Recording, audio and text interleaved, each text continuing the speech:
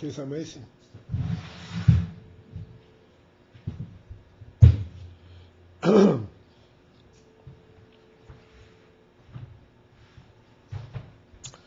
All right, so we are on page 187, 5 lines from the bottom. The line begins with Yobe Gamkim Yirtzis Belokus. Zehu b'chol levavcha b'shnei yitzrecha.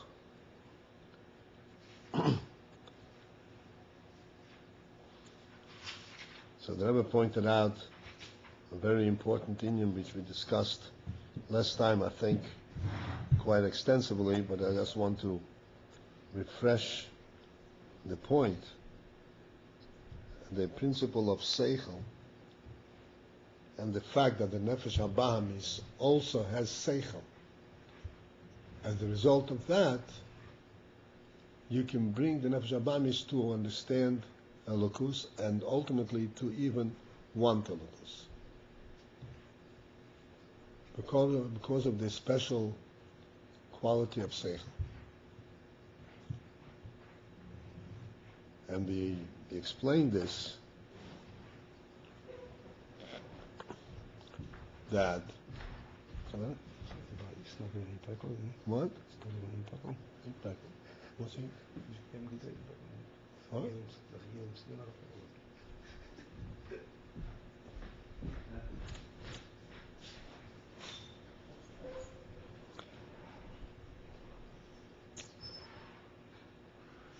We explained what is the so special about seichel that makes it possible for the nefesh habahamis also to participate in such an inyan as Elokus, and that is the very unique quality in seichel that it is objective, which means it can recognize, it can relate and understand things not the way how it applies to me, how it touches me, how it affects me, from my personal experience. Nefesh habahamis doesn't experience Elokus. He can experience things that he can taste and feel, but not Elokus. But seichel is capable of knowing things which you can't taste and experience. And because of this special gift of seichel, it is possible to expose the nefesh habahamis also to a idea of Elokus. When Elokus is understood at a level, at the logical level, at the level, so to speak, of seichel tivi, of a natural seichel, where you show that this is that it makes sense, not just from the perspective of emunah, of trust, of belief, of preference, but of a seicheldige view of the world, then the nefesh habahamis also gets exposed to it and becomes a reality to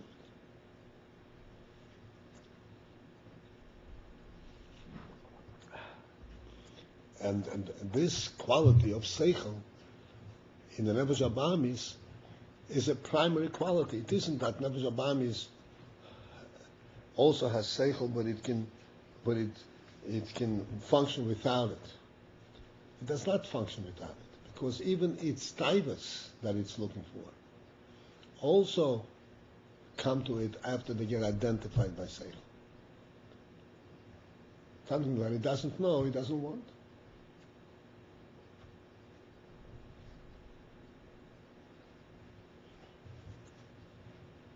This is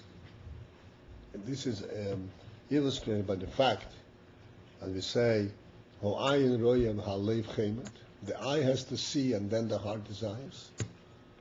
You cannot desire something that you cannot see. Like we discussed many times before. Why not? Because it's just not there. The seeing it makes it real to you, and that's when you can see. In other words, the seeing it is like the presentation of seichel. You could see physically, and you could see in your mind's eye. This knowing about it is presenting it to Nefesh Abamis. And anything that's not presented to it, even if it may be a physical thing, it doesn't want it. It doesn't have a desire for it unless it first is aware of its presence. And therefore it is possible to make it aware of a lakus. And then it will want a lakus. This is how it's possible there should be B'shnei Yitzrech.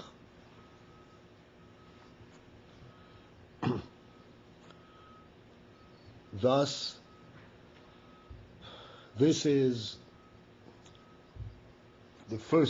one of the methods of affecting the Nefesh Elokis, affecting the Nefesh Abamis, which is called Yichud, to unite in this Chabrus of Chesed and Gvura, that the Nefesh Elokis explains and delves into the Seichel of Elokus in such a way that it is presentable also to Nefesh Abamis, and that forms a union between Chesed and Gvura, Nefesh Elokis and Nefesh Abamis, and Nefesh Abamis also becomes exposed to it. Next question. Last time we said that because a person has seichel, so he alone is able to experience reality.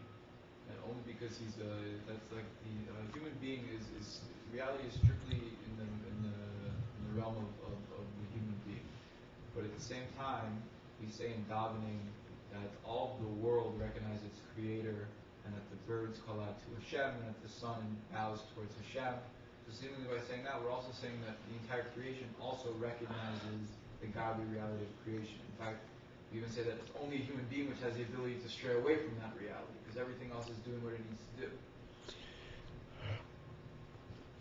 Well, that is correct. But to put it, so to speak, more directly, yes, they all know it, but they know it instinctively. Not in real knowledge. What do they know instinctively?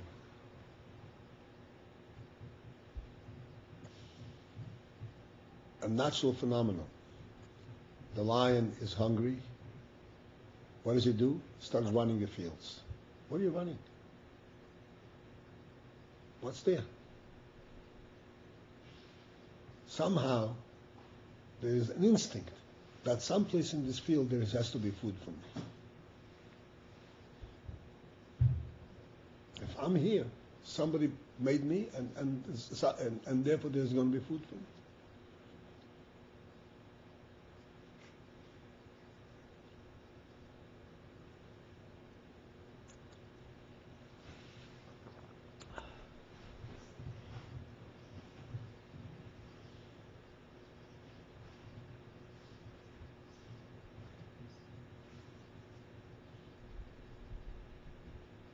Say that they don't have an objective view of that.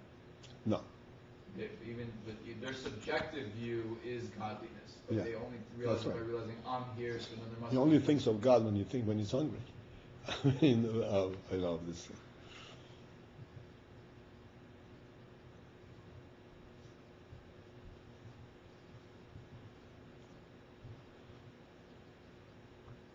And in that respect, it's a little bit more difficult to recognize and to relate to, but in fact, this is true, like David HaMelech says, "Ha'horim v'chol gvois." This is true about the mountains and the hills and the valleys, because ultimately, everything that displays glory, they're displaying glory, the overall glory.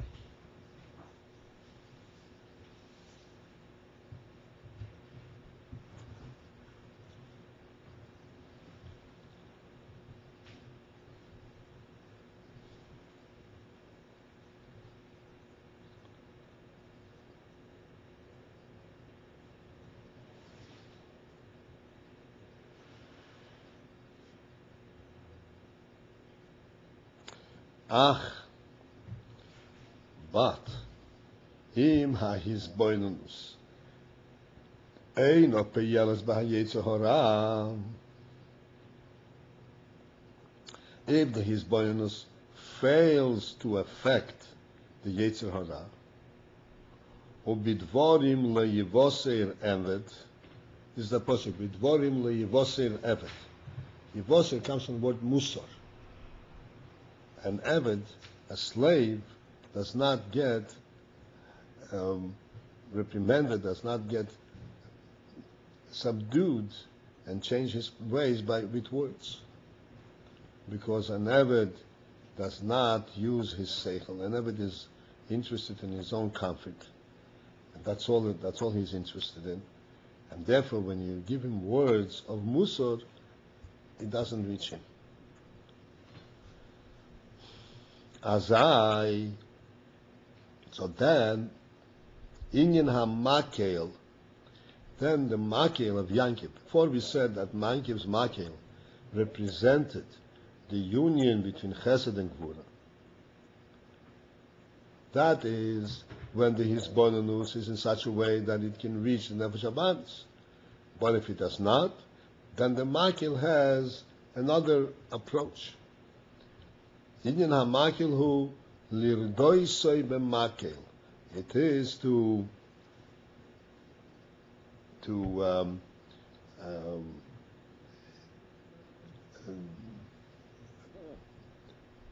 subdue him with a makil, with a stick.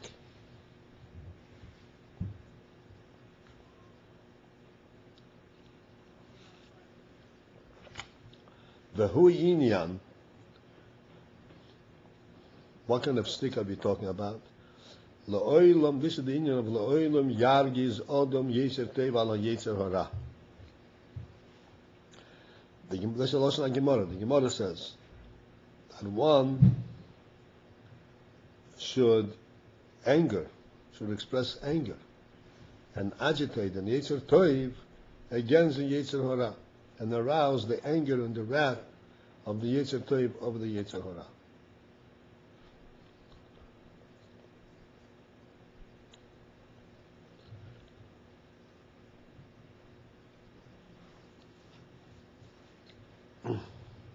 Now this phenomenon, the Alter Rebbe explains, this Yargis Odom Yitzativ al Yetzer Hara is a very special type of avodah. When you approach the Nefesh HaBahamis,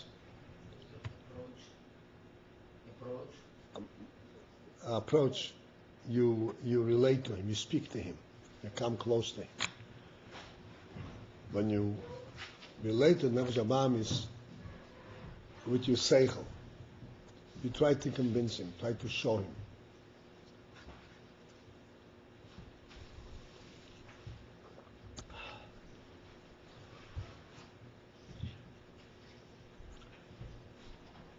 Then you're essentially functioning on the seichel level. The Yetzer Toiv itself is functioning on the seichel level. He says, don't you understand what I want? Don't you understand the truth? Don't you see it? See it, look at it.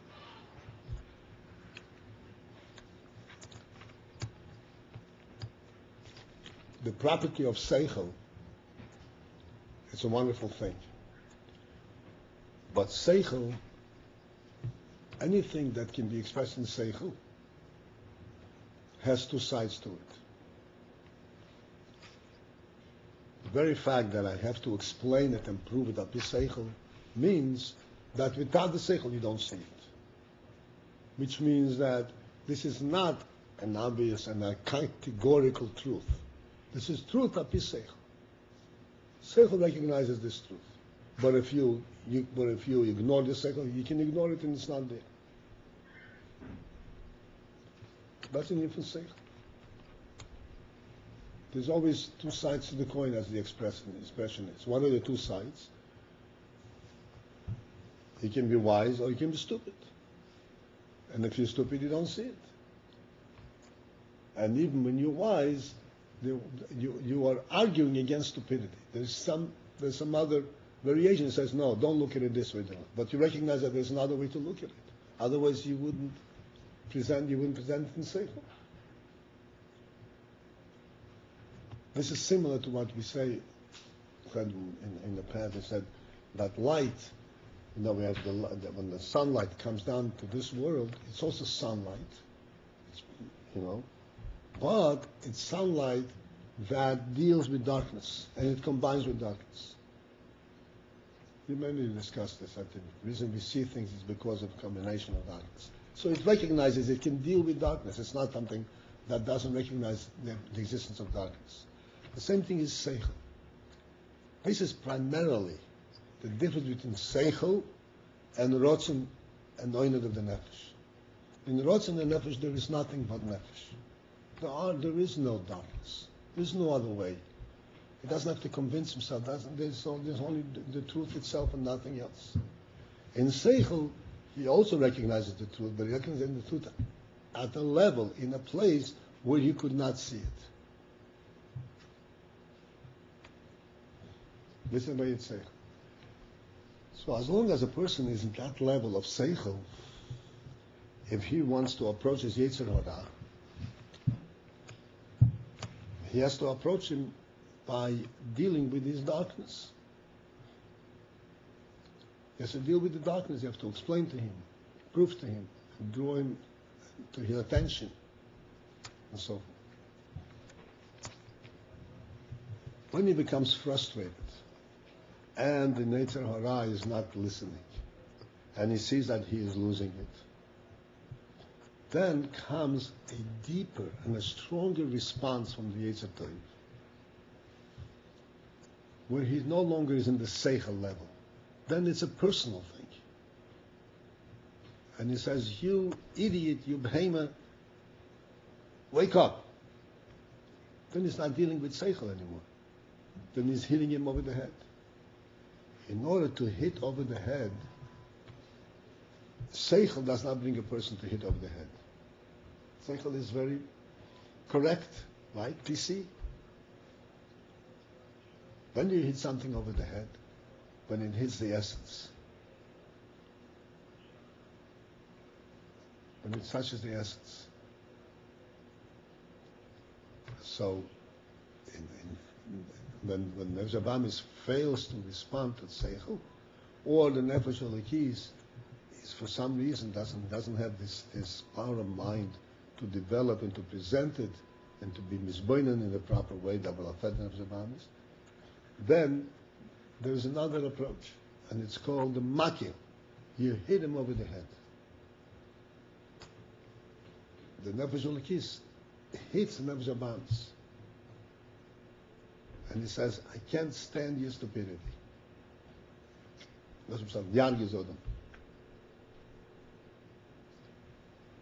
This is a real phenomenon in the person. It sounds almost a joke, a person screaming at himself. But it's very real. When a person tells himself, this thought is stupid.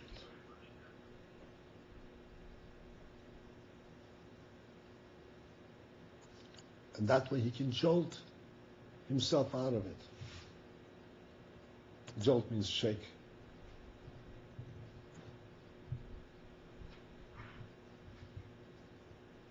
And this is called the makil. This is the other. The makil, Yankov said, is the union between chesed and gvura. There is one way is through the process of seichel, chesed and gvura. The other way is through the process of gvura, of yargis, when he hits him. It's also makil.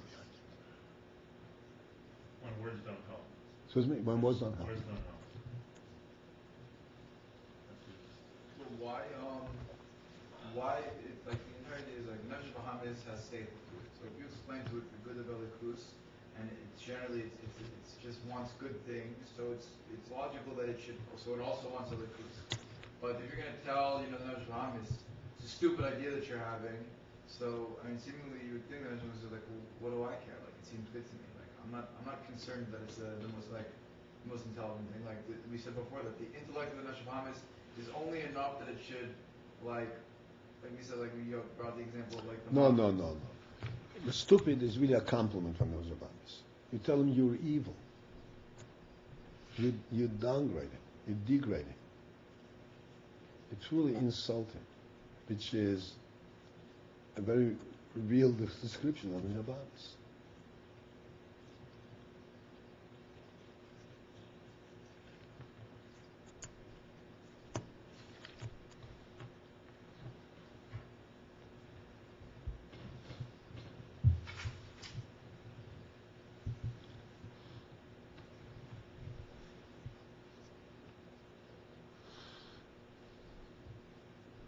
Because the process of his reasoning, like you would have to at least raise out of this state.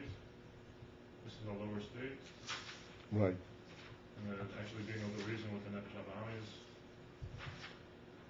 you have to release your mind from the slavery. Right.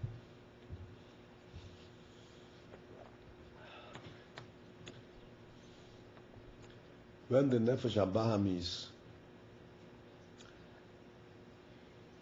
is essentially free to make a choice, then you can reason with it.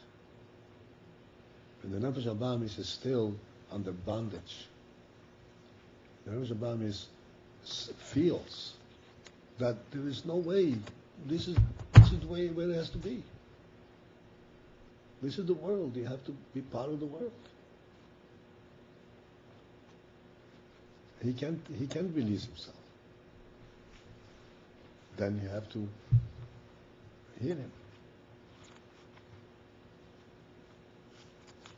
Or, like it says over here, that his abundance is not in such a way that can affect the Nefesh Habahamis. Because to start his abundance, you have to have a very strong intellect.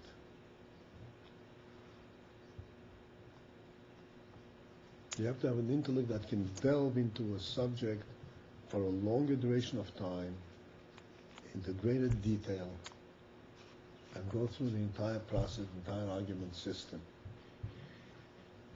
until you see clearly this is the reality. Tell the Nefesh Habahamis, this is, don't you see it? I see it.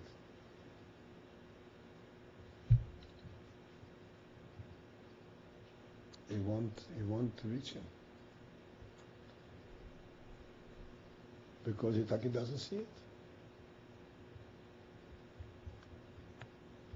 After all, this is what happens. A person has a tremendous inspiration, and he sees things clearly, and thinks, that's it. I'm never going down again. And then, mamash, a moment later, he turns around and he sees it completely and doesn't understand what happened. And the answer is very simple. That in his seichel, he saw it clearly. Tzad nefesh alakis, he saw it clearly. But there's another part in him, where this is the physical, the world, the reality, and he didn't even deal with it.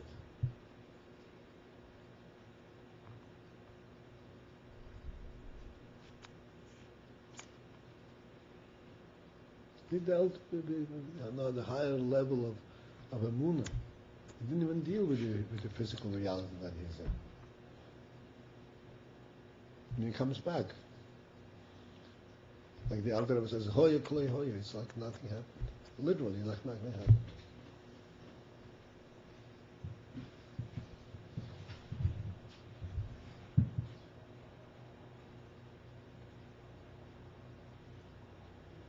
And then we get angry at ourselves.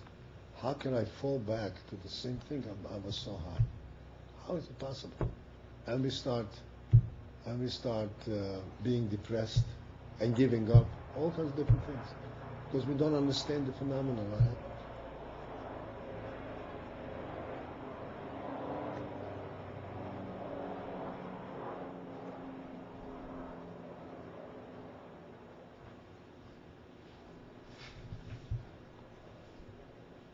And this is a result of his shortcomings of like not following through on these beginners. Like he I'm sorry? this is the result of the shortcomings of these Beinus, that it didn't follow all the way through. It was like kind of very superficial. He didn't really.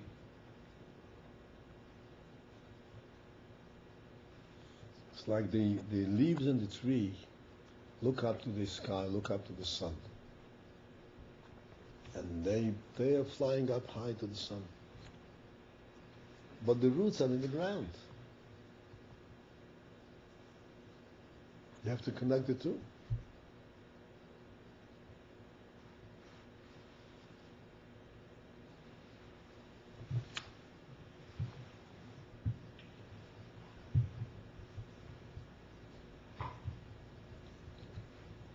What do you mean Nefesh Habahamis is free?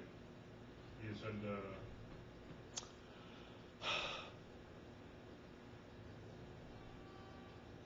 he's not compelled to do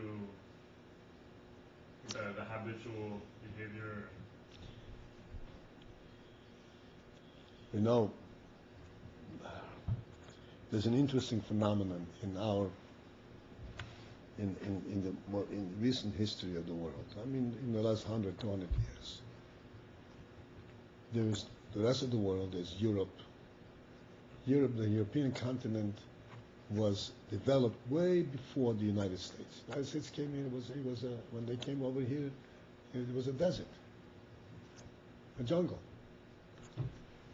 Europe was developed with all kinds of institutions, learning institutions, religious institutions, governmental institutions. And then it came to America and established a country on the basis of principles, on the basis of a constitution. And it was a very free society. And America was known throughout the world, it's a Gashmistika, they're all into money, they're all into wealth, they're all into... What's the bottom line? The most religious country in the world is America. The most ethical country in the world is America.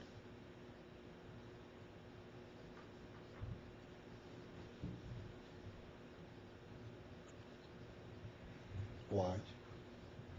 Because the American mind is they don't have any handicaps.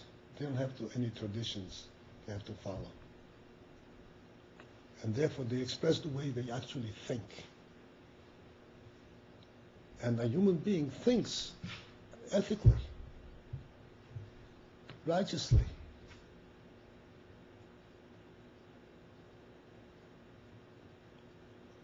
That's how a human being thinks. You go to France, they're also human beings, but there is a whole aura of French tradition, of French principles, of French grandissement.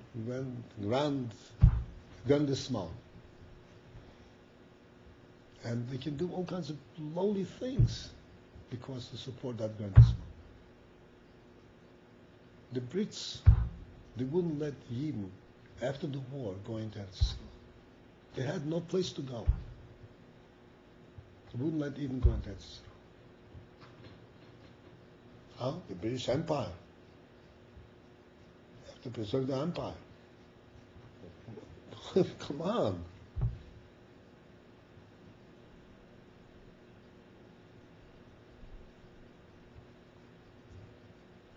They're also human beings, but they are hamstrung.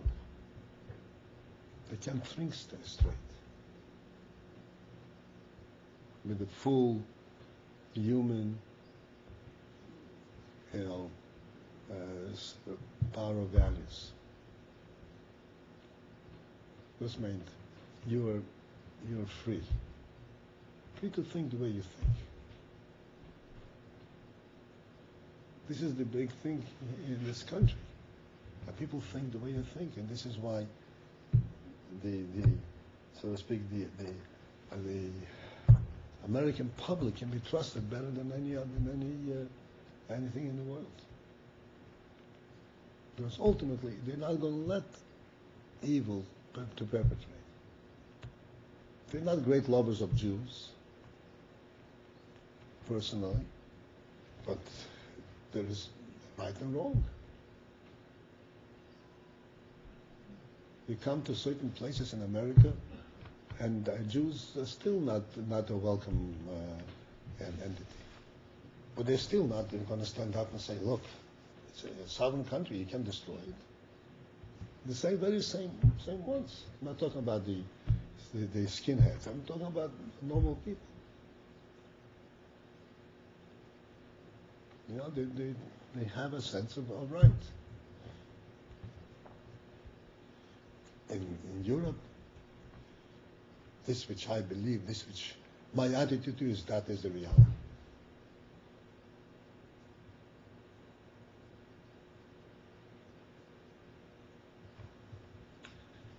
And this is why, we have all kinds of difficulty with it. So, he's saying, what does mean freedom? This means to think the way, in truth, the way what your human mind tells you to think. You're not hamstrung, you're not handicapped by any prejudices, by any external rules. And the same thing isn't by Eden.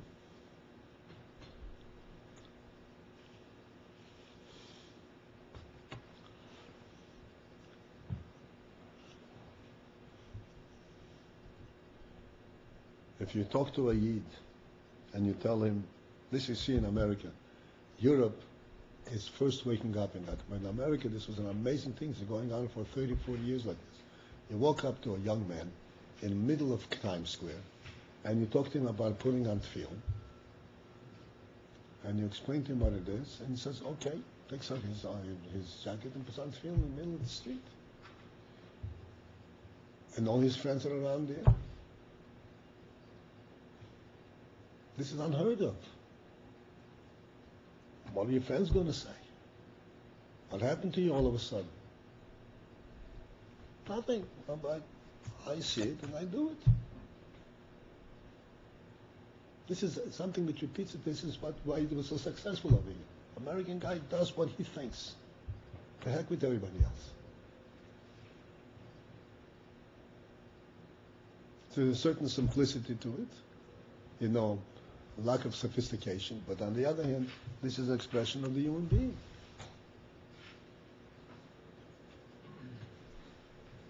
An interesting thing, when we first came to America, I was a young bocher. I was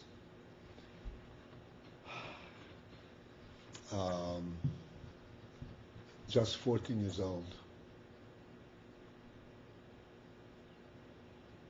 13, going to almost 14 years old. And we were, for some reason, because of certain,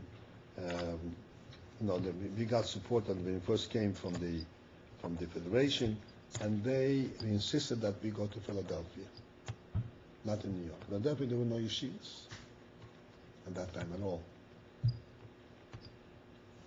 Who insisted you should go there? The Federation, they joined. I asked, they used to count. And so we were in Philadelphia for a whole year. I was in Philadelphia. There were no yeshivas there. So I sat in shul over there and learned in shul myself. 13, 14-year-old boy. And I learned before. I knew I learned Gemara. I learned. So one time, a young man came. He was apparently from Lakewood. I don't know where he's from. Apparently a sensitive man. A young man. He started talking to me. Who are you? What?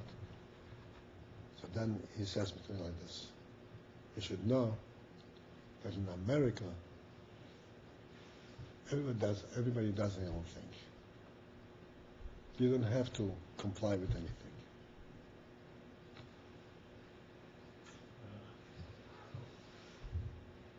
You went to Philadelphia because you were just going along with that. No, I went to Philadelphia because I was told. I had no choice. Yeah. I had no choice. No, that's not the point. The point is I'm alone, a young boy, alone sitting in shul learning. All the kids are outside doing other things. You know what I'm saying? Yeah. So you shouldn't think that you are kind of not being normal. You're not following everybody else. In America, it says everybody does their own thing. You don't have to make me spoiled. If you're different than the others, it's totally insignificant. Don't pay attention. I remember these words still today. because it kind of opened my mind. I remember it reached me. It made sense.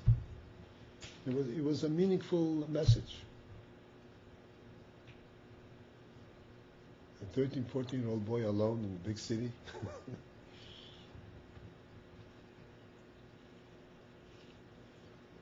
But that's only true. That's actually true in America. That's not that you're free. And if you're free, then you can respond to Seichel.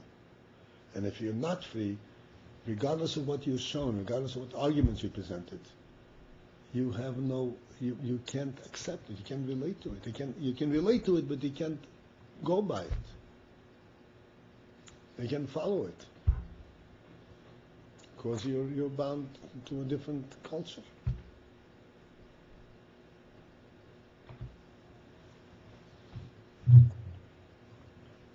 This kind of the freedom, it can have like a negative aspect, like not willing to take upon yourself like the authority of something. That's not real freedom though? That's like that. Authority, Yeah. true authority, comes as a result of freedom. What's authority?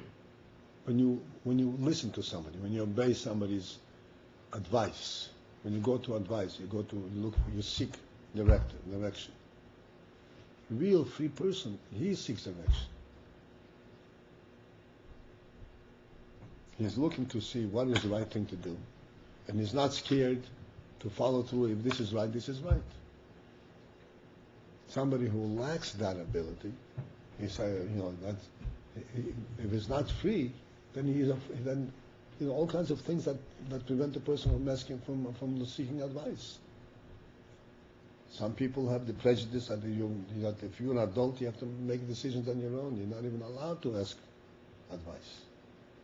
It's an admission of weakness, admission of immaturity, whatever it is. Or somebody who understands that there's right and wrong, and if I don't know it, I should ask.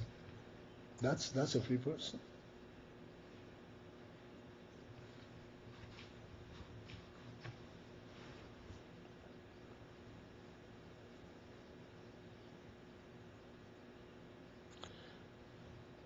Okay, so there is this phenomenon that Yargiz Odom Yetzetev al Yetzehora. This comes when the Yetzetev is frustrated with the Yetzehora, and he has to uproot him, shake him up. So he hits him, and this hit comes from the inside of Yetzetev, a much deeper place than even the Seichel.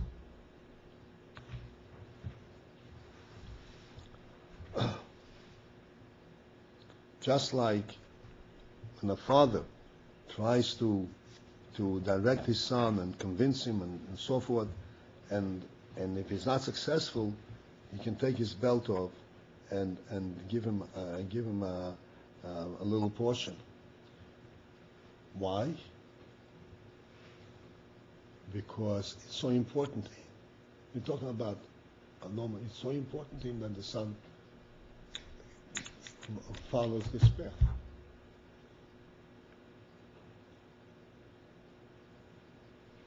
And therefore he sometimes has to hit his son. He has to hit him with a little seichel. That's how the Shalom should do it. You should hurt him, like a yobot.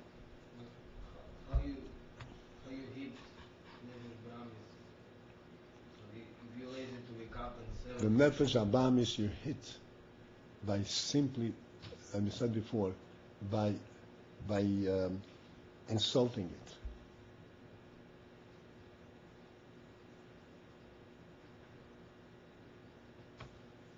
That's how you hit him.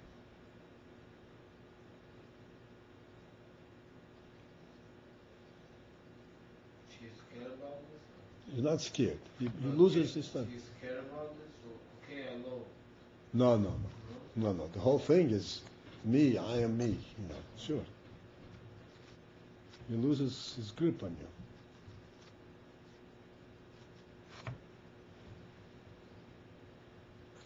V'hu ha'argozo b'dvorim koshi. This yargis should be the anger, the Yetzer Teva and the Yetzer Hara.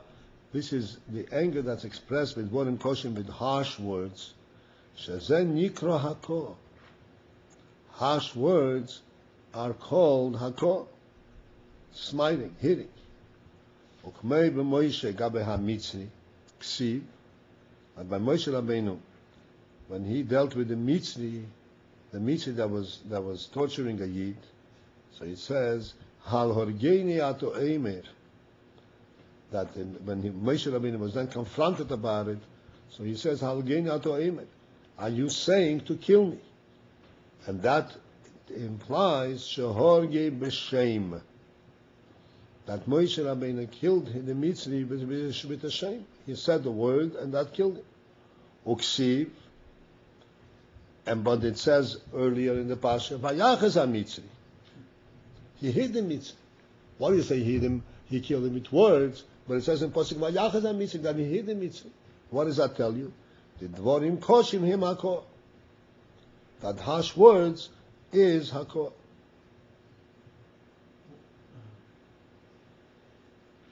How did he kill him? Moshe Rabbeinu. He said something to him and it killed him? Like shot, I mean. Moshe Rabbeinu. Yeah. He killed him with the Shem HaMeforash. And he just knocked him out. Knocked him out. Drew his high life out of him.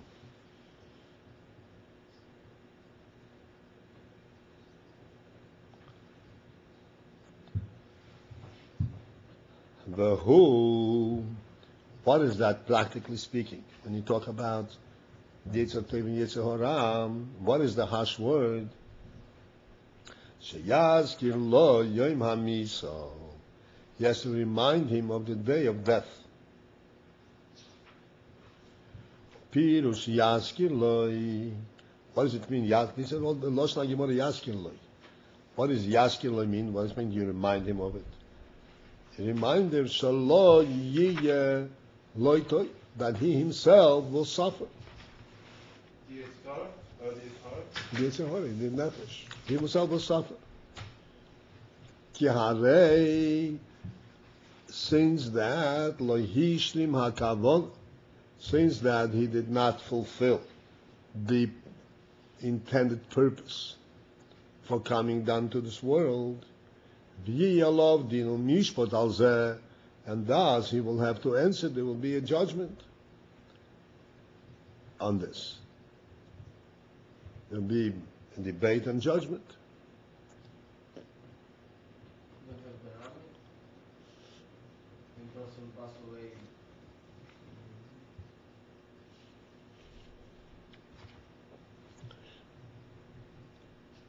Right. The Nefesh Elikis and Nefesh Bahamis are really two parts of the same Nefesh. Like we said, Chesed and Gvura.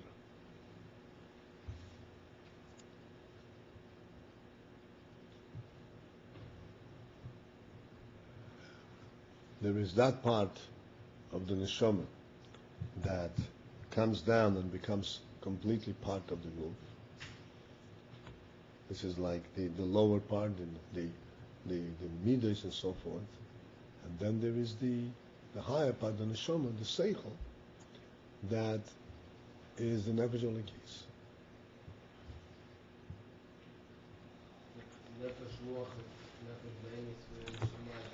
What? Nefesh ruach is midas and neshama is The seichel, right.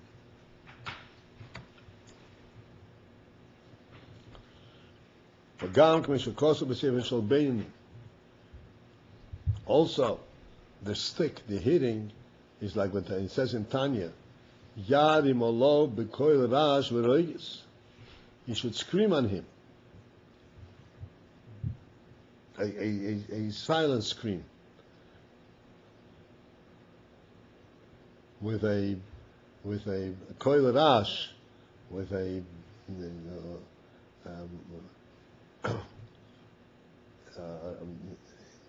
tumultuous sound, the rage is in anger, and what should he say to him?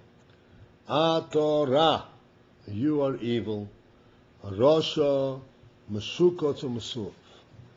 You are a Rosha, and you are Mesukots. You are like the insect. You are lowly, Mesuov, and despised. Ad Mosai Tastit. How long are you going to conceal and prevent me from seeing the truth? This is what the Alter Rebbe says in Tanya. V'zeh poyet shviras hachumriyus and nefesh habamis. This affects the breaking the chumriyus of the nefesh habamis. Sheyucha liyes bebchinas bitul. To enable it that the nefesh habamis should be able to be bitul. And here we use the word chumrius very selectively, because it's not gashmius, it's chumrius.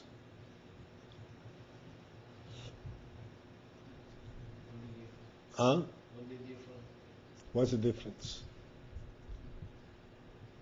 The difference is what we spoke about before. A dover gashmi is whatever it is at the level where it is, not because it so chooses to be gashmi. It's gashmi because that happens to be its mitzias. Chumri means that this is what it seeks to be. This is what it enjoys. Chumrius. Everybody has to eat. That's gashmius. That's inevitable. Chumrius is when one says, eating, that's the real experience of life. That's chumrius.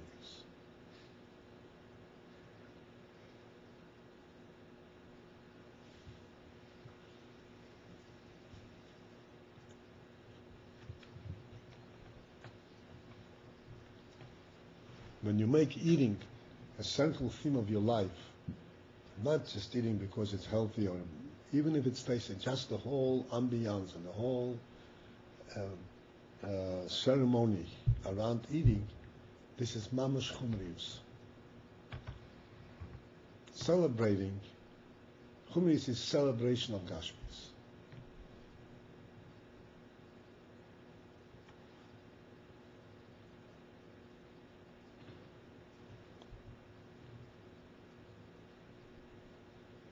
So you have to jolt him out of his chumrius. Because when you tell him that this is evil, then you break this tendency of feeling elated, of feeling celebratory, elevated because I had a meal in this special restaurant or whatever it is.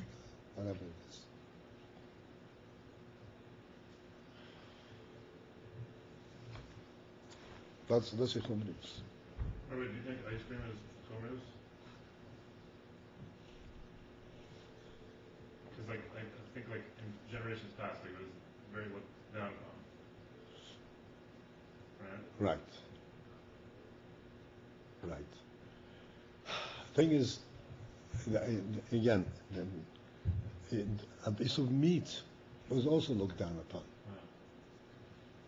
And it depends, everything is relative in how it affects you. What does it mean to you?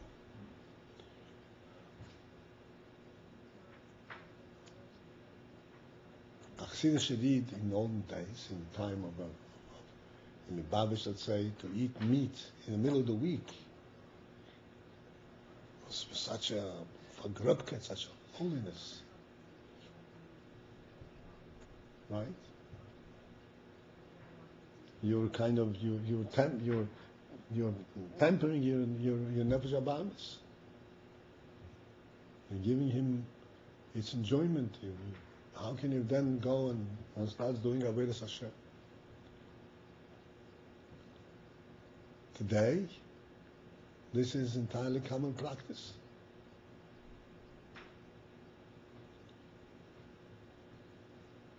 It seems like the caliber of Veda is also. One thing is definitely because the caliber of Veda is no longer the same.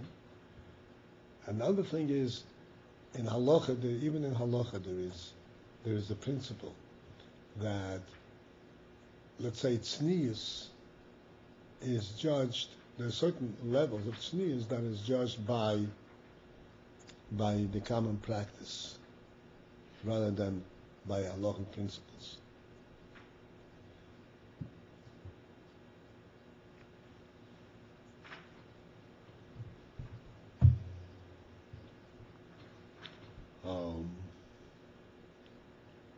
Even in Shulchan Aruch it says, for us to daven without socks and shoes is inappropriate. But in those countries where the people walk around barefoot, nothing wrong. There are countries where they walk around barefoot. They can daven with barefoot. Do you see somebody davening barefoot and say, how gross?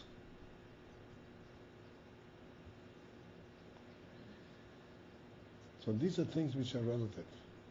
And the same thing, when it comes to, you ask about ice cream. Ice cream clearly is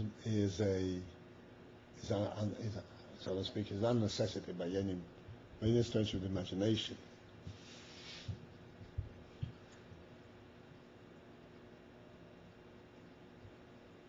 However, in our day and age, when, like you said, the level of avodah is very mitzumtzumdik, and where in olden days a cup of tea would calm a person down, today a scoop of ice cream may calm him down. But there is the important criterion that needs to be recognized in Chlal in all our activities is there any kind of redeeming factor to it? Is it exclusively the enjoyment of physical enjoyment, or there is some intellectual, some redeeming factor to it?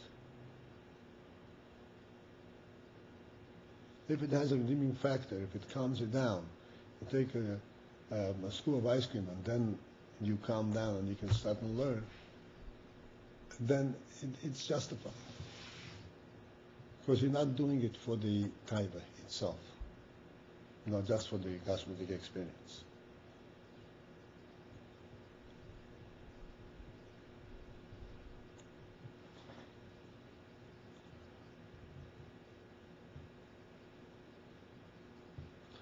So this breaks the chumis and sheyuchal liyez b'chinas bitul. That simply yuchal liyez. Now he's capable to be in a bitul. Once he has been jolted out of his chumrius, then we can start talking to him and rationalize. Okay, you have to go now, right? Yeah. Okay, gentlemen. That goes on.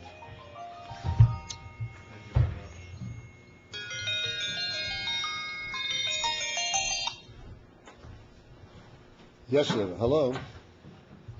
Baruch Hashem.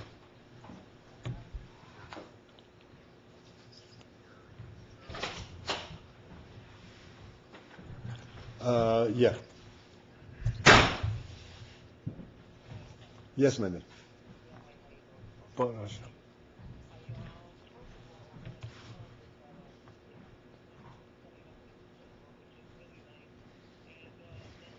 All the chumras equal. Yes. Yes.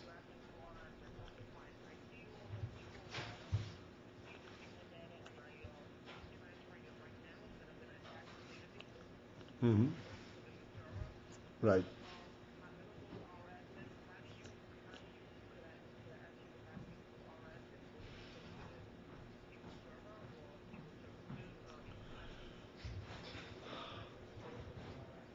The Yeah, it's the IP address of the SQL server.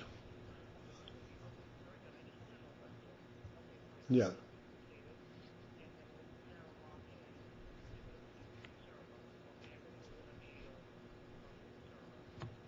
Very good. How long are you still going to be there? Because I'm not home. Okay, so by that time I should be home and I should be able to test it. Oh, sure, sure. Which number should I call? How should I call you? Hold it. One second.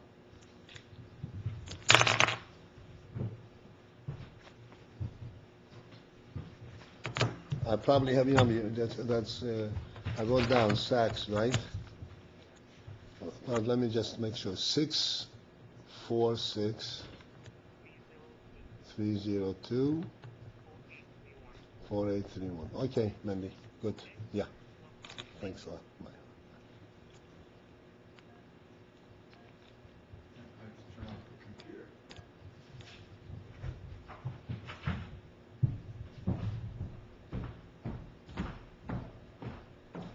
Yeah.